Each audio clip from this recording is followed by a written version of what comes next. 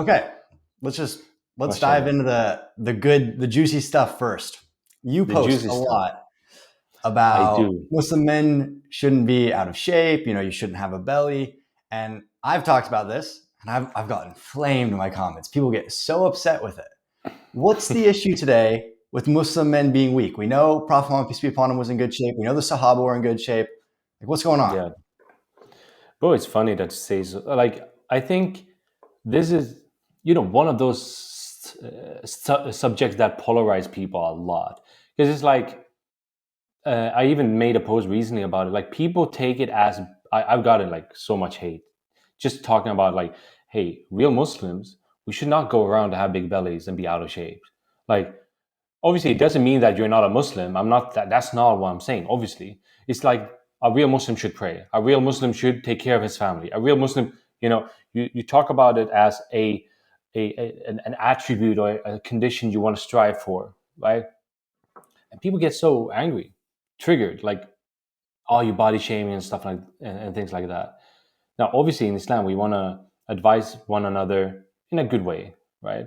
But I think there's also time where like you gotta give you gotta be a little bit harsh. You gotta be a little bit tough with some people, and I think especially like you said, Muslim men today, and this probably goes for all men. I think there's obviously you know lack of better word a war on men, like just masculinity. And I think the problem here is like we got the non-Muslims going the red pill route or whatever, and then we got the Muslims that kind of ignorant about their own religion, what their religion says about masculinity, and they're not sure how to navigate the whole thing. Either they join the red pill movement, which I would say I would not do that if I was a Muslim. It's kind of you know yeah, it's kind of a lot of problems with it, from a Muslim standpoint. um, so I think it's just like, bro, people or Muslims, first and foremost, just need to start taking responsibility and accountability for the action and stop blaming others and stop being so sensitive about it. Because the only way you're going to grow is through the painful path. It's not going to be comfortable path. And we know Jannah is not free. Jannah is going to come through struggling in Dunya.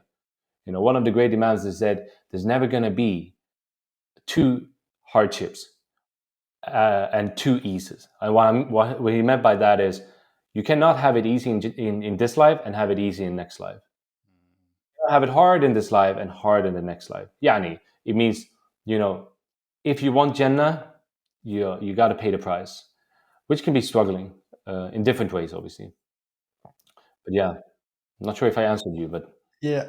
Well, I think one of the real challenges is like, how do we get that fine balance of the accountability to where it's not too harsh, to where we do need the firmness, right? Because I think with men, especially too, we've gotten to where it's like, oh, you can't judge me. Only God can judge me. It's like, actually, I'm not judging you.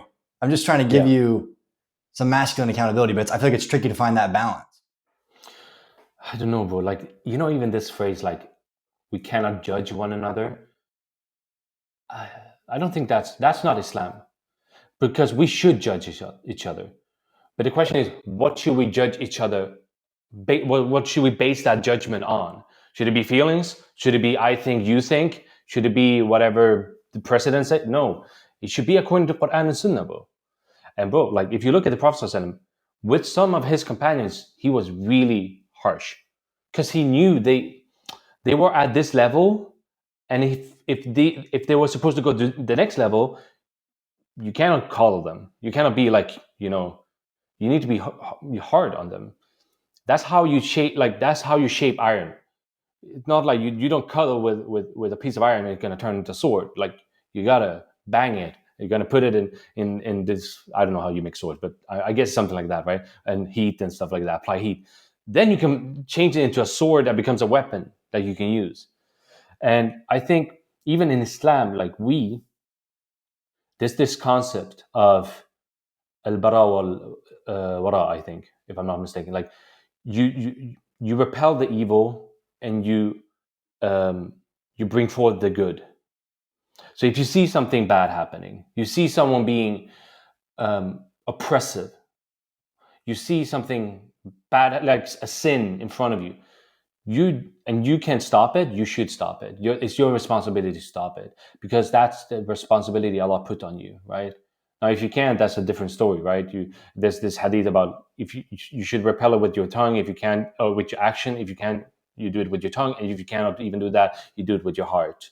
That's the lowest level of iman, and I think that's where we are. Like people can even we can even like advise each other anymore, because otherwise you get this like, oh, you can't judge me, only God can judge me. Yeah, and I'm judging you with what Allah said you to be judged upon, right? You know what I mean? So I think it's just like this route of taking the short path, making excuses. It might be short term, it might be comfortable, but that comfort, you're trading something so much better than that with comfort. Like you're trading, you there's a transaction going on where you buy short-term gratitude in the present for long-term success in the future, right? And I think that's a bad trade. That's a really bad trade, man, if you ask me. Yeah. So what do you say then to, there's a brother, he is out of shape. He knows he's out of shape, but people tell him, oh, you got to get your diet fixed, you got to start working out. And he kind of just like, the key pushes it off. But deep down, like he does know he needs to change. What do you say to him? Yeah, that's interesting, because I get this a lot, obviously. When I talk to people about this, there's always this, there are always two types of people. Either the ones that never get started, or the ones that get started but never finish, right? And I think both of them have this quitting mindset. I think that's the problem. And what I mean by quitting mindset is, as long as you do something, success is almost inevitable if you think about it. Because let's say you have no idea how to, edit videos. You have no idea. So you're like, yeah, let me just download an app, see how it goes. If you just do that for that day and then you're like, it's not working for me, I'm quitting, right? Or if you're going to follow a diet and you do it first day and then next day you get some cravings and like, I screwed up, I'm quitting, right? Or you missed the gym, all these moments where you quit is basically you deciding that I'm going to fail and I'm going to be a failure because I don't even believe in myself to stay on this path long enough to be consistent, if that makes sense, right? So I always like when I talk with especially brothers about this subject, I'm like, bro, listen, you need to make a decision here. Are you going to be a person that says, hey, I'm gonna get started? Then the question is, okay, what are you going to get started with? Is it a diet, for example? Okay, then get started. Now the question is going to be, are you going to be the guy who don't finish it, right? So you see, there's a difference between getting started with something. You just need to get started with something, right? But finishing it, you need something else, right? You need consistency, right? So subhanAllah, you and me, we are both reverts, bro. Like we started. I don't know how it was for you, bro, but me learning Al-Fatiha was not the easiest thing. The pronunciation was not on spot. And bro, like if I in that moment said like, hey, this is not for me, Islam and Arabic, and like it's not for me, I would never sit here and be able to speak Arabic fluently. I'm doing my bachelor in Islamic studies all in Arabic. But that would never happen if I didn't take the first step starting. It would never happen if I didn't decide to actually be consistent with it.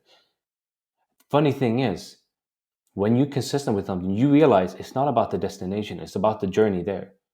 And that's with anything worthwhile. If you talk about finance and making money, if you talk about getting in shape, all these things that it's not a winning game, it's a maintaining game, if that makes sense. You don't win by reaching a certain checkpoint. You win while being in the game, basically, if that makes sense. So I think it's all about this mindset. If a brother would come to me, I cannot do it, it's the mindset you have right now. You believe the words you're saying that you cannot do it, and you give yourself the option to quit. That's why you're not doing it, right? And then we can go into technicalities like, okay, how do you actually make a diet successful or workout successful? How do you set it up? Obviously, going to be different elements to that. but those won't even work if the mindset is not there. That's all I'm saying. You know what I mean? Yeah. So yeah. Seems like a really crucial part there is like setting yourself up to succeed. So what I see is sometimes people set this major goal. It's like, okay, I'm going to do this insanely strict diet. I'm going to lift 6 days a week, 2 hours every single day. And then because they make almost the system of the goal too big, they miss one day and then they fail versus like, okay, I'm going to start doing 10 push-ups a day. Okay, I'm going to stop eating sugar all the time. Like I feel like you have to set yourself up to succeed. Yeah, 100%. Like this, they even look at this. I think there was a study on this or something. Someone mentioned it. I have a very, vivid, not vivid, but a blurry memory of it. Someone mentioning that, okay, when you look at very successful people, it's not about, like, they're even different in the way they set their goals. They make all the goals attainable so that it builds momentum for the next step. Other people that have, like, usually, and that's the thing, like, if you talk about losers, winners, if you want to put it like that, often winners, they make it easy to win, and losers make it easy to lose, right? And it starts just by the way you set your goals. If you're like, I'm gonna have a six pack in 3 months, right? And you're big and have a big belly, 30% body fat. Like, is it possible? Could maybe do it. It's gonna be probably in the Guinness record or something. And like, the winner would look like, okay, what can I do today to fix this? Okay, I'm probably gonna eat more protein. All the junk I order online. The takeaways, gonna skip that for a bit. They make like small, incremental, actionable habits, and they just stack that on top of each other, right? And then it compounds. And then at the end of those 3 months, guess who got them furthest? Then now, obviously, the guy who set the small goals, he might not have like a bodybuilder and Mr. Olympia, but that's not the point, bro. The point is, who did he become after 3 months? He's still in the game. The other guy, he gave up after a week because he found out like he burgers too much. I don't know, right? You gotta have a balance, bro. You know what I mean? Yeah. How do we, through this, keep the intentions pure? So I notice the most, because I talk to a lot of people, right? And what I like to do with this podcast is bridge the Dunya and the hereafter, right? Where it's like, I think we have a thing in the Ummah right now where people think you can't have anything in this world. It's like, no, if you have any goals or if you're trying to do something great, like you're chasing the Dunya, which is not true. But we also have to have our intentions pure. So even on the aspect of like getting in good shape, my belief, the belief that I hold, is God gave you a body, and it's disrespectful to God to treat your body poorly, right? Like, it's like, if you've been given this mechanism that works beautifully and then you don't take care of it, like, I think that's disrespectful. So it's like, are we getting in shape because we want to get jacked and have people go, wow, you look so strong? How do we, for you, how do you keep the intention correct? Yeah, that's a good question. I think, subhanAllah, like, even the intention, this is so, it's a big topic among scholars as well. Like, how do you keep your intentions pure? And even the companions were struggling with it, where they feared they would be hypocrites. And a hypocrite is someone displaying iman, displaying belief, but hiding disbelief, in Islamic terms. Bro, the companions who are literally promised Jannah in Quran, they felt like that, right? And I think it's a good thing to feel like this, like to always check in on your intention once in a while, because the intention is everything, isn't it? Like the Prophet ﷺ said that, إِنَّمَا الْأَعْمَالُ بِالنِّيَّاتِ, all the actions are according to their intention. So basically, any action you have or you perform that does not have the right intention is rejected. It could even be the very reason that puts you into hellfire. I don't know if you heard, like, subhanAllah, very crazy hadith about the first people entering hellfire. There's 3 types of people or persons, where one is a guy who reads Quran. One is who made jihad for Allah and died as a fighter. And the third one, what was it? I can't remember the third one off the top of my head. it was, I think, a guy who was seeking knowledge, like a sheikh. Bro, imagine these people, bro, and the first people enter hellfire. Crazy, isn't it? But when you look into the hadith, when the Prophet explains it, he said, this guy who reads the Quran, he only did it for the people. He wanted the people to say, oh, look at this guy. He reads so beautifully. And then with the guy who died in battle, oh, look how brave he was. He died, for the sake of Allah. And then the same thing with the sheikh. So you see, they were doing amazing things, bro. But just because their intention was wrong, they did not deserve, what they were striving. They weren't even. That's the thing. They weren't even striving for the right thing. They were striving for the pleasure of people. I think we should always check in on our intention, right? And it's simple. Like, ask yourself, why am I doing this, right? Why am I actually doing this? Is it, for example, getting in shape? Am I doing this to maybe look better for my spouse? That's fine. Like, as long as it's halal, as long as it's permissible, you're basically doing an act of worship. Basically, as long as it's halal. But if you think about it now, I'm gonna stand on stage in front of people and just show my body naked, something. I don't know, like, now your intention is to do something haram with it. So every time you go to your workout, every calorie you track, it's just haram on haram, and people don't realize it, man. And that's why I think it's, if you just look at the process, when you're doing your things, you tracking whatever you're tracking, think about why you're doing it. You know what I mean? Why are you doing it? I'm doing this to take care of my body. Sure, my body is a man, but it's not only that. I want to, like, really visualize it. When people visualize things, like, I'm gonna, I want to work and buy this Lambo, right? And they have this Lambo in their head, a red, nice Lambo, and they just visualize it. We should do the same, bro. Wallahi, we should do the same. Looking at, like, what kind of person do I want? I sit here. I don't like how I look. How should I look? I should look strong. How does that look like? How would that feel like? What would my family say about that? Would I be able to lead them with an example that they can follow? Like, imagine all of that, bro, comes under like worshiping Allah. That's why I love Islam. It's not like you sit in a mosque and some poor guy.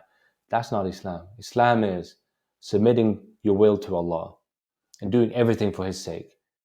If you want to be a millionaire, be a millionaire for Allah's sake. If you want to be a six-pack bodybuilder, do it for the sake of Allah and only do the halal things to get there. And there's a beautiful verse about it in Surah Al-Qasas. Allah says, seek the reward of the akhira, of the hereafter, right? By all the means Allah has granted you, without forgetting this world. See, so Allah wants you to seek the hereafter with the means He gave you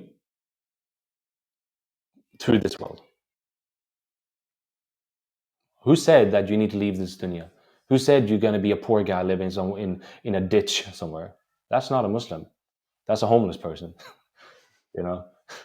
So where do you think that comes from? Like, where do you think that?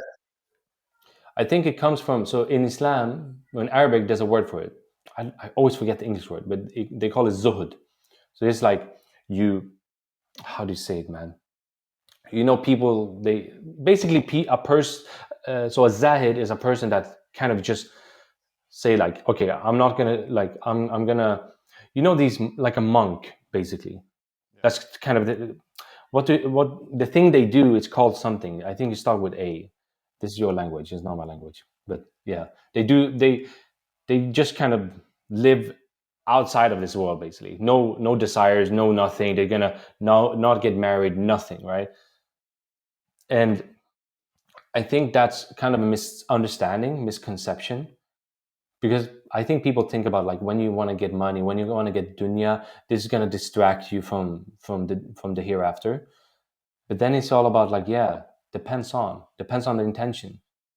Like, if I'm not mistaken, the 10 of the companions that were literally by name promised paradise, most of them were actually very wealthy Muslims, very wealthy, and they are promised paradise. So if wealth equals, or like dunya equals someone who will fail in akhira, It doesn't make sense. It doesn't have.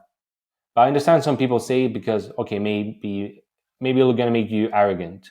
Maybe it's gonna, distract you. Sure, but even poverty, even being out of shape, might distract you from Allah. I've seen more. Well, I've seen more people being out of shape and not praying than people being in shape and praying. Right? Every person I speak to, when he's out of shape, like health wise, brother or sister, there's always an issue in the deen. They don't have energy to pray. They don't have this and that. They feel lazy. Because imagine this: like, what kind of person do you need to be out of shape? Like, you need to be like, follow your desires all the time, eat everything and anything, have no self-control, have no, right? And this translates obviously into your life, the person you become because of those, whatever, these attributes, right? So it's going to affect everything. But someone who actually want to take care of themselves with the right intention, obviously, get in shape, take care of their family, build wealth, whatever that might be, and do it for the sake of Allah. Like, he's going to build attributes that's just going to help him in his deen. And that's why I love, subhanAllah. Yeah. I feel like it gets tricky with the intention part of things because it's very easy to almost lie to ourselves about our intention, right? So it's like, say the money is the goal, and we're like, oh, I want to be a millionaire so I can then help people, and we like say that's our intention, but like deep down we want it so we can buy a nice watch or to buy a nice car. Sure. Yeah. And look, in that case, you know what? A little hack, right? A little hack. And this, subhanAllah, this goes in line with, the Islamic teaching of attaining wealth. So, for example, if you want to be a millionaire, what are the things you got to do, right? First of all, you turn to Allah, you make dua, right? And then obviously you're going to put your trust in Him, and you're going to do what it takes to get there, right? But a few things you can do here. If you start by giving before you're a millionaire, right? You build that habit of, charity. It can be $1. It can be any, like, it doesn't matter, bro. The amount does not matter. It's the action that matters, right? The Prophet ﷺ said, وَأَنَّ حَبِّ الْأَعْمَالِ إِلَى اللَّهِ أَدْوَامَهَا وَإِنْ قَلَّتْ. That the most beloved deeds to Allah are those that are consistent, even if they're few or small. So if it's just $1, it doesn't matter, bro. Build that habit, giving and giving, which means you're going to be a giver even when you receive, right? And then, there are other things, obviously, but just you talking about, like, oh yeah, when I'm going to be a millionaire, I'm just going to buy watches. Nothing wrong with that, by the way. Like, I don't see anything wrong with wanting nice watches and cars. Why would that be wrong? Like, nice stuff. As long as they don't distract you from the hereafter, that's it. Allah loves beauty. Allah loves beauty, and He wants us to be beautiful and adorn ourselves. So, khalas, why would...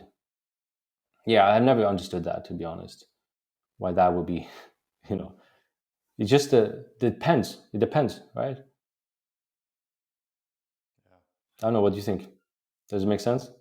No, it makes sense. It's a super fine line. And one of my favorite things I love about Islam is it's all about balance, right? So it's like, I do believe if you become wealthy, it can help you become a better Muslim, right? Because like when you don't have any money, what are you thinking about?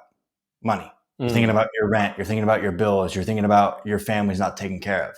Versus like if you do get wealth, then you can not have the worry of thinking about all that stuff. But then also, wealth is an amplifier, right? It'll amplify your quality. So if you're chasing wealth and you're not yet praying, right? You're not yet giving to charity. What happens then? You get wealth, and then you end up amplifying bad quality. So I think it's not a one size fits all prescription that you can give. 100%, 100%. And even like the scholars, like this ongoing discussion, who's better, the wealthy Muslim or the poor Muslim? Because they talk about, like, those who are poor are going to enter Jannah first, right? The people who didn't have anything in this world, right? But even like some scholars, like they argue that, well, having wealth is probably is better, Because now, when you're poor, you have no choice. There's no choice. Like, you're poor, like, right? You can just be patient, right? It's almost, like when you don't have any other way, you make it work, right? This kind of, when you're left with no options, right? But when you have options, I think that's where the true test is, right?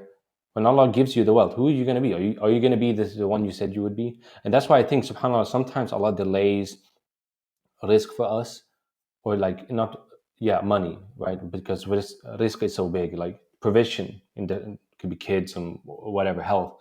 But like looking at wealth, maybe He delays it because you're not ready for it. So he's testing you through this hardship, so that you can become ready ready to receive it.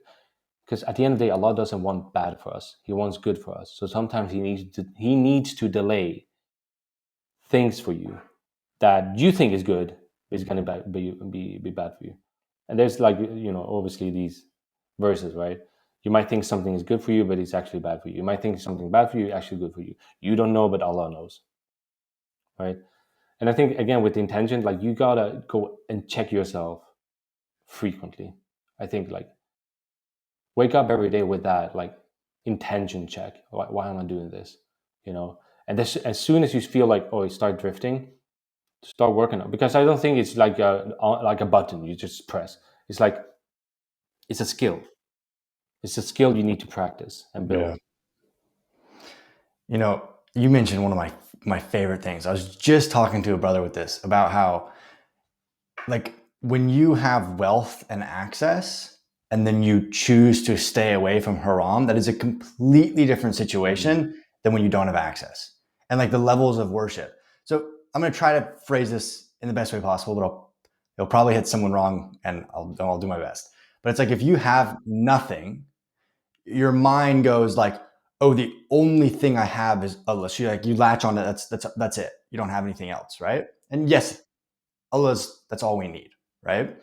But then when you look at someone who has all of the things of the dunya, they by definition have it all. They have all the other things too, but then they choose to still put their deen first. They choose to still put their worship first. I think that's like a higher act of worship, in my opinion. Of course, like, acts of worship are also rewarded not by doing them, but how hard it is to do them, right? That's why you probably heard, like, when you read the Quran, you get a reward, but if you struggle with reading, you get like a double reward for the struggle, right? You probably heard this. It's one of the most This beautiful was things first time for reverts. Yeah, it's like, it's it's like so the hard. first. No, you're getting more rewards because it's hard. Exactly. So I think, like you said, and it can go both ways, because for some people, poverty is really hard, and they have to go through that, right? And for some people, wealth is really hard, right? And vice versa. Some people have no issues with being. I met people, they have nothing and they just so happy. I'm like, whoa, what are you happy about? Tell me. And I think it's just like, Allah really knows our condition, what we would be with something and what we would be without something. And He just places the right things in front of us, right? And then we're going to make the choice. And like, at the end of the day, the choice is in our hands to make the right choice, right? When it's presented to us. And that's why I believe, wallahi bro, I think it's so, for example, I don't think Muslims should have a goal to earn a certain amount, right? I don't think so. I don't think Muslims should have a goal to have a certain thing. But I think they should have bigger goals than that, so these things becomes inevitable. So if you think about it, like, instead of saying, I want $1 million, think about everything that is needed to attain those $1 million as a Muslim. What are the skills you need? What are the qualities you need? All of these things, and work on those. Because no matter what happens, if that million comes or not, you're still going to be you. That's why you see non-Muslims. How many, both millionaires and billionaires have lost it all and got it back. How many? So many, bro. How is that? because they had the skills, they had the qualities needed to get there. And we're talking about non-Muslims, so we Muslims should be setting an even better example than them, right? Because we have a guidance they don't have. We have a cheat code they don't have, right? So I truly believe that. So what happens then? No matter what, if Allah puts you in a ditch somewhere and you're poor, you're gonna be the same person. You're gonna worship Allah and you're gonna be grateful. And if He puts you in the biggest mansion in the Palms in Dubai, you're gonna be thankful. You're gonna be a good Muslim anyway. Like you don't change because the environment changes. You're gonna be the same person. And I think that is the proof of pure intention, I think. Yeah, Right? that's beautiful. And it's like it ties into one of the best ways to succeed is to chase the system and not the goal. So it's like, okay, we'll just use money because we've been using that for the conversation. So it's like the goal is 1 million. Like you said, what is the system to achieving that goal? What are the inputs you need to do, the actions you need to do? And then you make that the goal. And then it also Yeah. makes you a lot happier, right? So I think people get less happiness, whatever the word we want to use, when they don't hit their goals because they think they're behind.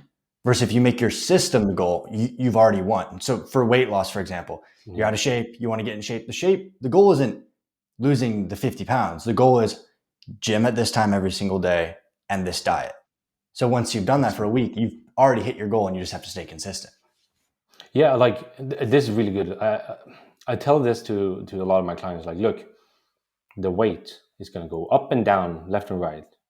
Right? You're going to hate it. You're going to love it. But the person, if you want to lose these 50 pounds, you got to already be the person that lost 50 pounds. You got to be that person now. You cannot wait, because if you wait, it's never going to come. You know what I mean? So what would a 50-pound person, like a 50-pound less, lighter person, what habits would this person have, right? And the funny thing is, I think many people, they overestimate the things you can do now versus the things you do in the long term. They think always like, yeah, I'm going to lose weight, so I'm going to only eat salad all day. Like, you're not a cow. Like, you don't have to act like that. You know what I mean? Like, just look at fit people. They enjoy their life. They go out on the weekends. They have fun. It's not like a boring life, but they've just found a way they found moderation. They found balance. Like you said, balance, right? Not extreme in any way, like not this way and this way. And I think the same with whether you're losing 50 pounds, whether it's about praying 5 times a day, whether it's about learning Arabic, memorizing Quran, or getting that million, right? Same thing. You got to act like the person who already has it to get it, right? Again, I cannot see any other way around it. Yeah. I feel like I mean, sometimes we do have to have the extremes. I'll push back on both of our points. Because I totally believe in the balance. That's like one of my favorite things. But I also think sometimes to get to a certain like place, it comes from desperation or pain, right? Like you get so out of shape to where the reason you do the all salads is because it just got too much. Like you can't grab. I think balance becomes great once we've set the baseline because then you can maintain balance. But I think if you're already so far off of balance, life is like a pendulum, and sometimes you have to swing to the opposite side. Like I'll give an anecdote from my own life. I've gained 15 kg since last Ramadan. So in terms of like how much weight you should gain a week, you know this. It's more than what you should gain per week, right? But I was really underweight and I'd lost a lot of weight. So it came from like a place where it's like I was just like I was in the pain of like, no, I just have to get back to the weight I want to be. So I just swung to it. And then now that I've gotten here, now I've maintained my weight for like a couple months, and now I've built the balance. But I feel like I had to have that extreme period to get there. 100%. And look, for example, there's a reason why Ramadan is just 1 month out of 12 and not all 12, right? There's a reason why there is these 10 days of Hajj and not 365 days. You know what I mean? Like, there's a reason why Allah, like, there are certain times where we need to excel and need to push. And I honestly think that's part of balance. Like, if you think someone balancing on something. He's not like static. He's in movement. Because when you're not moving, like you ride a bike, just try to stand still on a bike. Not going to work. Or on a, these crazy people tying a string from one end to the other of a building. Like he always needs to be in movement, and he needs to have create this balance by pulling and pushing, by opposite forces, And sometimes, like you said, sometimes you get so off balance, so you almost need to compensate that balance with a even stronger force. So in that moment, like if you just take, like you said, I've gained 15 kilos in this period of time. If I just take that, just without having the context who I'm talking to, it would be a lot. That would be like, yeah, that's unhealthy, bro. What's happening? But for you, it's like I had to do it, right? And I think that's a part of balance. I don't see that being outside of balance. That's my take on it. Sometimes we need, like, because that's balance is not maintained by standing still, and not doing anything. It's about always moving, Yeah. I haven't always thought about fighting. it like that. Yeah, that makes total sense. I think then where the tricky part comes in is where you keep swinging back from the crazy. So it's like if I then put the weight on and I was like, okay, I'm good, and then I went back to like not eating, and then I swung all the way back down. And I think that's where it's tricky, when you swing to an extreme, but then you don't balance out from there, and you keep swinging back and forth. I think, 100%. And I think that's, again, I think that's where it's so important to have the right mindset. Because if you look at balance, right? If you ride a bike, maybe the first, when you push the pedal, the first couple of times, it's a little bit, bumpy and rocky and all that, right? And then you just you don't give yourself enough time to actually get that movement, and then you can maintain that balance more smoothly. Then it's always going to be bumpy. It's always going to be this, like you said, this pendulum going back and forth like crazy, because you're not giving maybe yourself enough time. You're not giving yourself enough, what we call feedback to actually fix it. I think that's also a very important thing.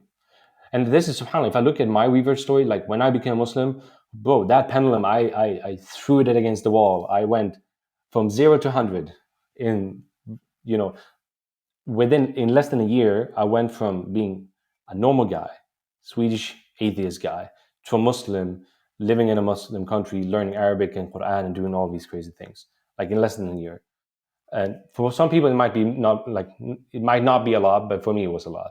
I was feeling this, like I'm overwhelmed. I always need to push and push and push, because I didn't know how balance looked like. You know what I mean? But now I tasted that, I know, okay, that's probably not where I want to be. You know what I mean? Like you find your middle ground, and then whenever you come off, like you said, you find your baseline basically. But it's hard to find a baseline unless you try it out, right? Yeah. You've been pretty vocal about that Muslims should go live in Muslim countries, right? 100%, bro. People hate it, but bro. Why? Why should we get out of the West? Well, because Allah says so. Like literally, Allah says so. Like there's so many hadith and so many ayat, but it's one ayah I really always think about. And the funny thing is, people that kind of opposes this idea. Now, obviously, with anything, there are always nuances. I'm gonna say it straight up. There are gonna be nuances. So don't come and tell me but this, I'm this snowflake, and then no, it's like when I talk about bellies and big bellies, we should not have big bellies. Then someone comes I had cancer in my belly. Are you talking about me? Obviously I'm not talking about you. There's some exception to the rules, nuances, right? But in this case of moving to a Muslim country, so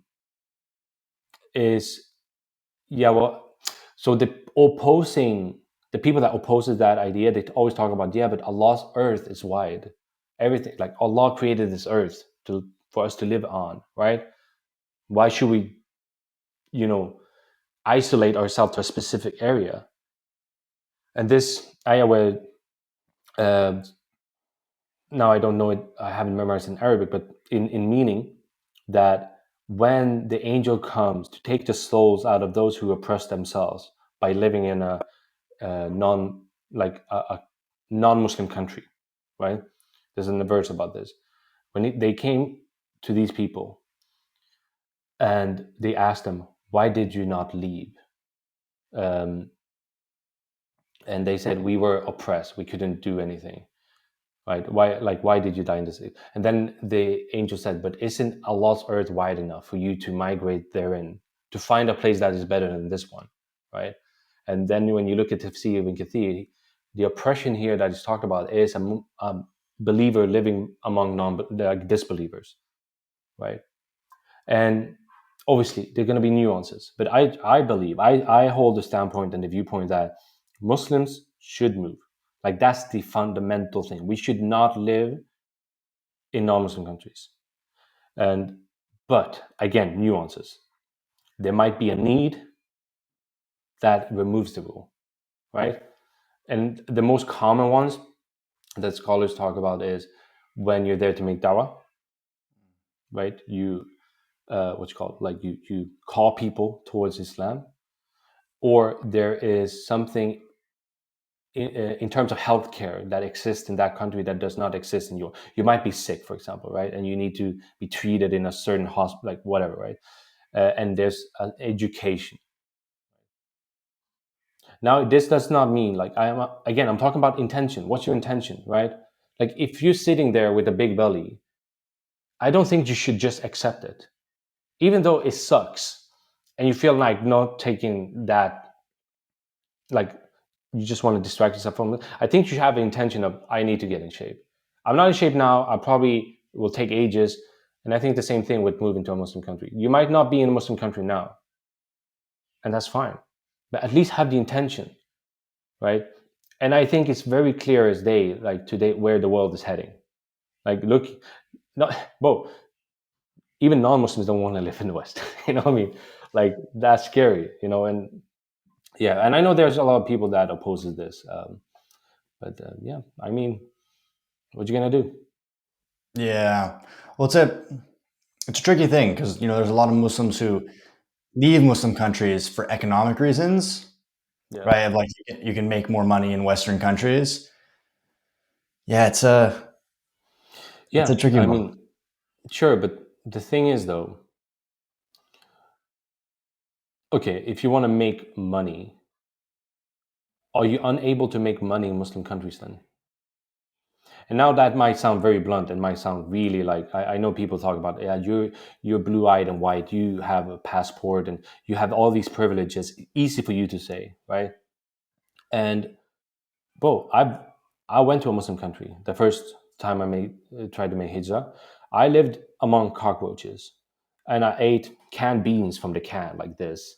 I got sick all the time. I was selling my own pressed juice to survive, right, in the streets. I know how that hustle is.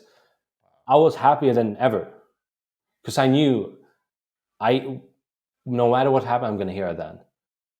No matter what happens, no one's going to look at me funny because I want to live up to my Muslim values, right? And sure, talking about Muslim countries, it's not like every Muslim country is the same. The different Muslim countries, some have more problems than others. Obviously, there's not going to be a perfect country for anyone. But I think at least I think Muslims should make the effort to move. And the only reason, the funny thing is, not the only reason, but the main reason for many Muslims staying in poverty is because of the West, because of this colonization that's happened, because of these, so-called what you call it, false flag operations and stuff. If that wasn't the case, bro, just look how the Muslims were during the golden ages, right?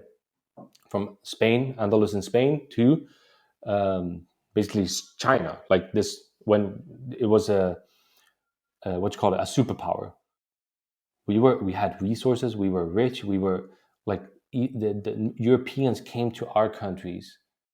Funny say I'm European, but yeah, my people, we came to the Muslim countries to study, to gain knowledge, right? Why do you think when you go and graduate that you have a thing on your head that looks like a book with this thing on it? It's the Quran, bro. That's where it's from. Really? Because knowledge, yeah, it is. You can look it up. The Wow. dress you have at graduation is inspired from the Muslim, like when they. Wow. SubhanAllah, bro. I So did the not know that. robe you have, right? If you've seen like these sheikh, this same, and then this hat is a symbol of, the knowledge. The Quran being the highest knowledge you can achieve, right? Just look at it, bro. It's so funny, man. Um, but yeah, I don't know what's your standpoint on it. Like, I know it's always like a divider, this subject. I think we live in a world where the money excuse is no longer valid. I think if you wanted to use that 20 years ago, not in this digital age, I think that was more of a valid excuse. If your family was in poverty and you were maybe the oldest son, you wanted to move, send money back to your family. But I think we now live in a digital world where really anybody can make a living online. Like if you just get some basic skills. And I think the goal should be to do that and then to live in a Muslim country. And what I also say is there's, I talk about money a lot because Yeah, I think it's something the that the money Ummah Muslim bro. needs more help on. But also, like you're better off making $4,000 a month, living in a country where you can live off $1,000 a month, than making $10,000 a month and living where you have to spend $6,000 a month, right? Like it's your Yeah, money goes further. You can save the same amount, you can invest the same amount, you can have the same amount of success, and your 100%. deen's gonna be better. 100%. I think even like they asked Alex Hormozy that question. Like he was like, I think someone from India asked him, like, how should I make money? Like, I need to go to the West, I need to do that. And he said something like this. It's like, bro, you're in the best position because you just need to learn a skill that you can monetize the same way people monetize it in the US. And then you sell to US customers. And the the arbitrage you're creating for yourself in that way is so crazy because a US citizen living in the US, he needs to maybe sell 10 times 20 50 100 times more than you to even achieve the same standard you can achieve, right? So I even think, for example, people living in a poor country, quote unquote, where there are more gaps between the middle class, low class and stuff like I think the opportunity there is much greater in terms of what you can achieve. Like you said, if you earn, imagine $4,000 in a country where the normal salary is $500, crazy, right? You can take care of your family over and over again, and it's all about the skills, all about the skills. And I'm totally with you. I'm totally with you. And look, I don't blame people like they want to take care of their family. They go to another country to work and send money back.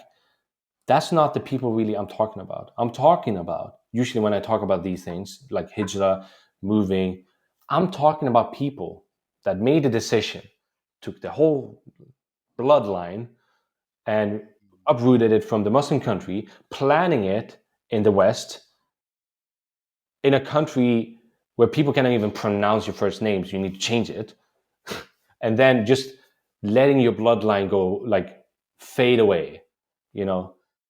And it's so scary, bro. I know personally Muslims, that mom or dad, they came here looking for better opportunities, and their children, like not even grandchildren, children, are now changing gender, uh, homosexual, all these things, let alone call themselves Muslims, right? Like they're not even there. Like they're so far off because of this, you know, agenda that is going on. That's the problem I have with the like. That's the people I have problem with because what are you gonna say in front of Allah, bro? Like you're the one that took the decision, and now probably your whole bloodline they're gonna consist of non-Muslims. They're going to be disbelievers. You basically, remove their opportunity to attain Jannah. Now, obviously, Allah guides whoever He wills. I'm not saying that, but that's, Yeah, I think we underestimate how much our environment will influence us. As much as we think like, oh no, I'll stay on my deen. Like, I've seen this firsthand. Like when I first went back to America after reverting, it doesn't matter how much you think. Like if you're surrounded by people who aren't Muslims, your kids go to a school where maybe only 5%, 3% are Muslims. Like it's you're fighting an uphill battle. You're just making it unnecessarily hard for yourself. 100%. And it's like, even looking Islamically, the hadith about the guy who killed 99 people, very famous, right?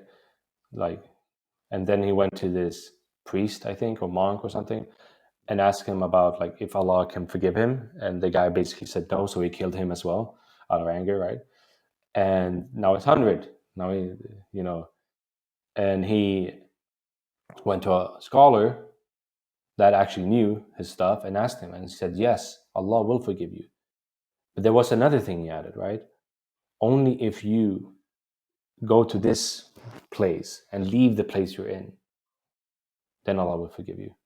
Does that mean Allah cannot forgive you anyways? It does. But forgiveness is not just about the past sins. It's about rectifying the potential future ones, right? So let's say you have an addiction. Let's say you have like something you need to get rid of, right?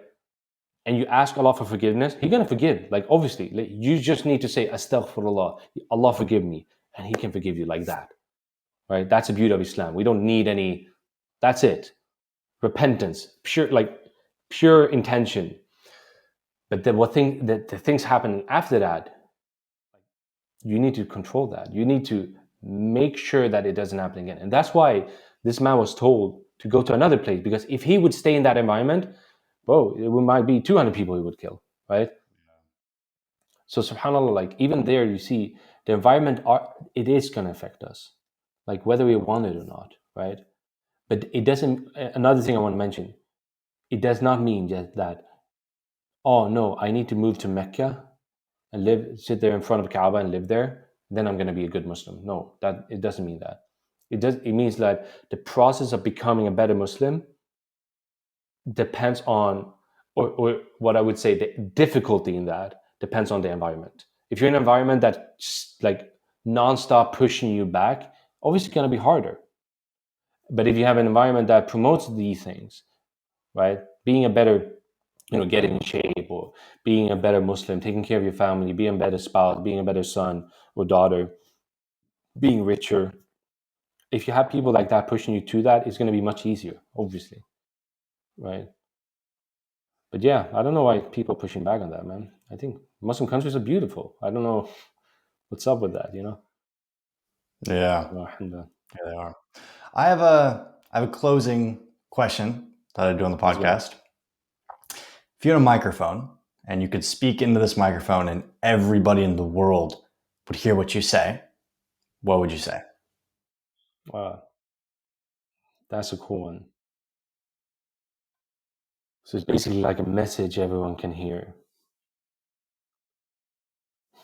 I would say be open-minded and always ask questions. And even if you dislike the answer, be open to it. I.e., if you find yourself in front of the truth, accept it, no matter what the truth is. And that's what I had to do. Like, I hated Islam. I talked so many bad things about Islam, bro. And then when I realized Islam was the truth, I had I just had to accept it. And I think people need to go through that. They need to open their minds a little bit, be more curious, ask questions. Don't be afraid to learn from other people, learn new experiences. Because if you want good for yourself, and if God wants good for you, you're always going to end up in a good place, no matter what. Yeah, something like that, I think. I don't know. Thank you for the conversation, Simon. جزاك الله خير.